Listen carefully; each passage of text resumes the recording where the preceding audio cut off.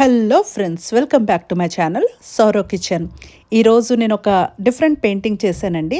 నా దగ్గర ఒక ఓల్డ్ క్యాన్వాస్ దొరికిందనమాట. దాన్ని నేను ఎలా రీయూజ్ చేసి ఎలా బ్రైట్గా ఒక హ్యాపీనెస్ ప్రాజెక్ట్ కింద కన్వర్ట్ చేశానన్నది ఈ వీడియోలో షేర్ చేసుకుంటున్నాను. ఇదండి ఆ క్యాన్వాస్. ఒక థ్రిఫ్ట్ స్టోర్‌లోని 5 పౌండ్స్ కొన్నాననమాట. కొంచెం డల్‌గా అనిపించింది over a period of time. So, నేను ముందుగా ఏం చేశానంటే, ఆ పెయింట్ అంతా కూడా వైట్ పెయింట్‌తోని లేయర్ వేసి ఆరనించి అలా మళ్ళీ వైట్ పెయింట్ ఏసాను. సో, ఆఫ్టర్ 3 టైమ్స్ లేయర్ తర్వాత చూసారా మళ్ళీ కొత్త క్యాన్వాస్‌లాగా ఇలా స్టార్ట్ అయింది. నాకంటూ ఏమీ ప్రీ ప్లాన్ డిజైన్ లేదు. ఏమీ ఐడియా లేదు. కాకపోతే నాకు ఆ పెయింటింగ్ చూడగానే హ్యాపీనెస్ రావాలి. హ్యాపీనెస్ అంటే బ్రైట్ కలర్స్ చూడగానే జాయ్‌ఫుల్‌గా అనిపించాలని ఒకే ఒక్క థీమ్‌తోని నేను స్టార్ట్ చేశాను. సో, దీనికోసం నేనేం చేశానంటే ముందుగా వైట్, పింక్, గ్రే కలిపి ఒక టెక్స్చర్ కిందన బ్యాక్‌గ్రౌండ్ కిందన వేశాననమాట. ఇది నేను సమ్ టైమ్ బ్యాక్ ఏదో యూట్యూబ్ వీడియోలో చూస్తే వాడు మార్బ్లింగ్ ఎఫెక్ట్ అని చెప్పి ఇలా చేశాడు. అప్పుడే అనుకున్నాను నేను నెక్స్ట్ ప్రాజెక్ట్‌కి ట్రై చేయాలి అని చెప్పి. నైఫ్ పెయింటింగ్ ట్యుటోరియల్స్ కొంచెం రీసెంట్‌గా చూసా. సో, ట్రై చేద్దామని చెప్పి మొదలు పెడితే అస్సలు సరిగ్గా రాలేదండి ఇనీషియల్‌గా అయితే మాత్రం. కానీ కొంచెం ఒక రౌండ్ అయ్యాక కొంచెం నాకు ఎలా చేయాలన్నది అర్థమైంది. నేనేమి ప్రీ ప్లాన్ డిజైన్ పెట్టుకోలేదు. ఎలా వేయాలన్నది కూడా నాకేం ఐడియా లేదు.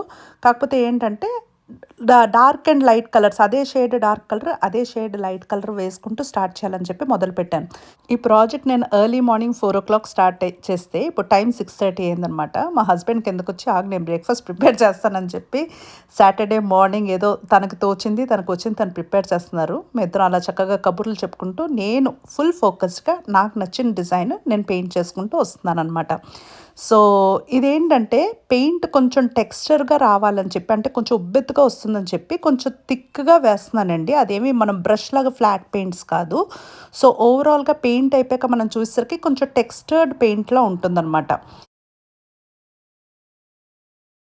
మా హస్బెండ్ ఇలాగా సాటర్డే మార్నింగ్ స్వీట్ కింద తయారు చేశారండి. సో, ఇది తినేసి నేను ఇంకొంచెం ఎక్కువ ఎనర్జీతోని నేను నా ప్రాజెక్ట్ స్టార్ట్ చేశాననమాట. నేనిలా వీకెండ్స్ కానీ ఏదైనా ఆర్ట్ ప్రాజెక్ట్స్ అవి చేశానంటే చాలామంది అంటూ ఉంటారు, "అబ్బా! నీకు బాగా టైం ఉంది. అందుకే నువ్వు చేస్తూ ఉంటావని" చెప్పి.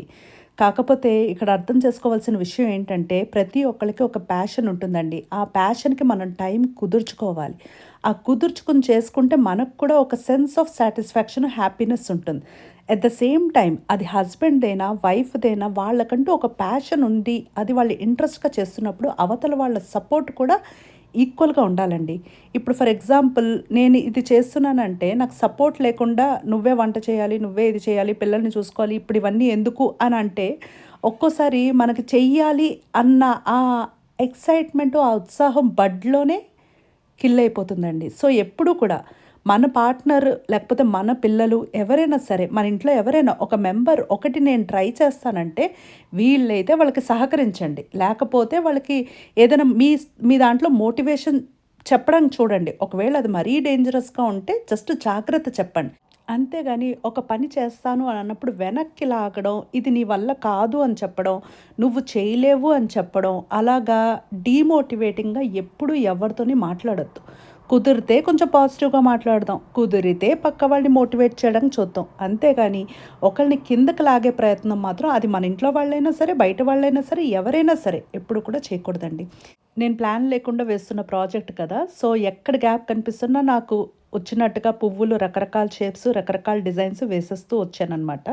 సో, మొత్తానికైతే మాత్రం కలర్స్ బ్రైట్‌గా ఉండడం వలన మొత్తానికి ఈ డిజైన్ అంతా పాపప్ అయ్యి రావడం వలన నాకు చేస్తున్నంత సేపు నాకైతే మాత్రం నేను ప్రశాంతంగా మంచి హ్యాపీగా అనిపించిందండి. కంటిన్యూస్‌గా వేస్తున్నానేమో ఆల్మోస్ట్ టైం చూసేసరికి 11:30 అయింది.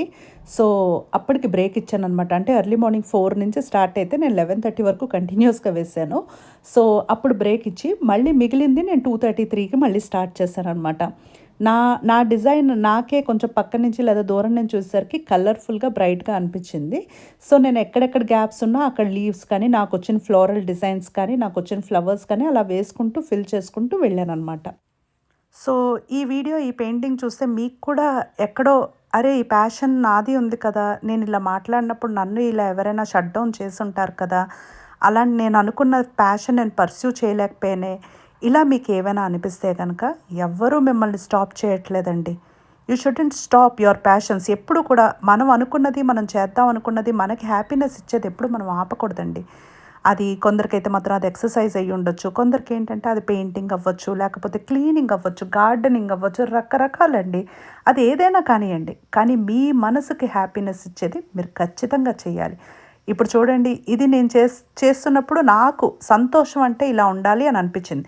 నాకంటూ ఐడియా లేదు. కానీ ఆ సంతోషం ఇలాగే ఉంటుందేమో అన్నట్టుగా రిప్రజెంట్ చేసేటట్టుగా నా పెయింటింగ్‌ని తయారు చేసుకున్నాను. అండ్ ఇది నా వాలంటైన్స్ డే గిఫ్ట్ అనమాట మా హస్బెండ్‌కి. సో, ఓవరాల్‌గా నా హ్యాపీనెస్ ప్రాజెక్ట్ ఇలా కంప్లీట్ అయింది.